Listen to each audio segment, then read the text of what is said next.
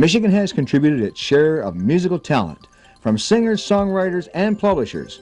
Some of them have made their marks in the business and others have gone. We've all heard of Bob Seger, Ted Nugent, and Madonna, and the Motown Sound, Diana Ross, and Stevie Wonder, just to name a few. What you might not know is that Madonna and many of the Motown early records were pressed right here in Detroit. Archer Pressing is the only one still pressing records, a process which you might think has passed away. Not so. Would you believe that these little black vinyl pellets right in my hand will make music? Yes, indeed they will. Those right there are what makes this right here, this LP record in 45s. We are in Detroit, Michigan, and we are here at the Archer Pressing Plant, and we're going to be talking with Joe Archer, the president of this record pressing plant, the only plant left of its kind in the state of Michigan. We're talking with Joe Archer, and Joe Archer is the president of Archer Pressing Company here in Detroit. And from what I understand, Joe, this is the only pressing plant in Michigan. Is that right? That's right. And you've been pressing out records here for how many years? Or how long? About 25 years. About 25 years. So you've seen a lot of artists come and a lot of them go. A lot of them. Right, it all starts from this right here. That's right. Could you explain to us, Joe, what happens after it leaves a recording studio, so the folks out here that aren't aware of how a record is made, from the master tape to the recording studio to here? Can you go through that process with us? Oh, sure.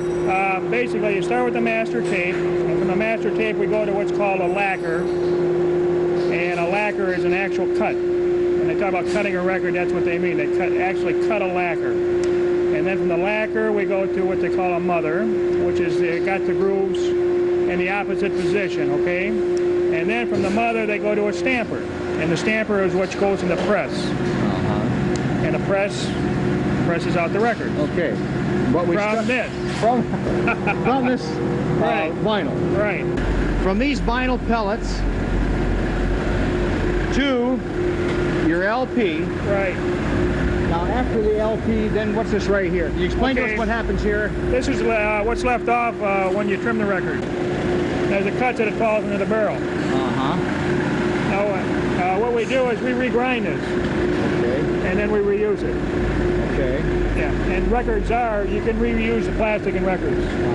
Now, what do you do with this right here from this part? You put it in a hopper, or Well, it has to be ground up first. it has to be ground up Yeah. first? And then we throw it in the hopper. So really, there's no waste. Very little. Very little. Yeah. We can reuse all of our scraps.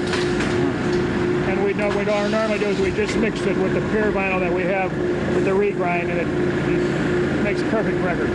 So then once the LP comes off, the LP is to this spot right here. Right. Then what is the next step? From here, we put them in the sleeves, into the jackets, and then they're shrunk, or shrink wrapped, okay, which is the clear plastic that goes around them. Right. And then they package and they're shipped. Okay. Since the CDs are coming in, is the record business still doing all right as far as the LPs and 45s? We're not doing as many LPs as we used to. We're doing more and more what they call a 12-inch single, which is the same as a 45 used to be, only they get more time on them. And they might put 10 minutes on a side. And we're doing an awful lot of that. And you distribute, I mean, from all over the state of Michigan and all over the United States, probably? And a lot of our stuff is going over to England right now. England's got a hunger for a lot of American products, so a lot of it's going over there right now. What has been the most popular LP or 45 that has come out of your plant here over the 25 years that you've been in business here, Joe? What would you say? Probably all the big name stars that have come out of this area at one time or another, we've actually done pressings for them. Motown Sound? We've done a lot of stuff from the producers of Motown music. We've done stuff for Madonna. We've done stuff for the Romantics. We've done stuff, usually it's before they become a big name is when we do stuff. Right. Then after that, why they're getting... Right. So how many pressing plants do you have here? I mean, what kind of In the country? in a schedule, yeah? About 20. About 20 plants in the country. In the country. And you're one of the... We're one of the 20. Yeah. Right. Some of them are very big, and then there's quite a few like us that are very small, you know. Yeah. But the only... We're a custom printer, a custom plater, a presser. In other words, people that want a small quantity, they come to us. How many pressing plants were there in Michigan at one time? What would you say, Joe? Well, probably about 4. 4. Yeah.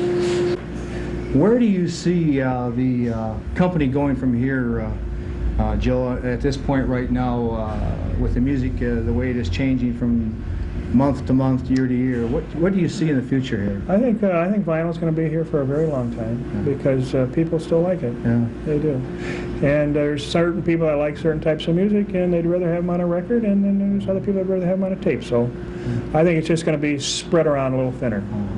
What was the hottest? The Tigers song, or was it the Tigers song? Right, we did 1984. We did "Bless You Boys," and we sold over 20,000. Wow.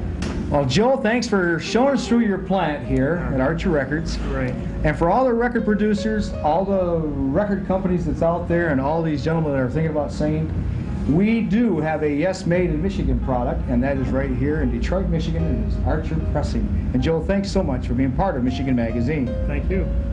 My pleasure.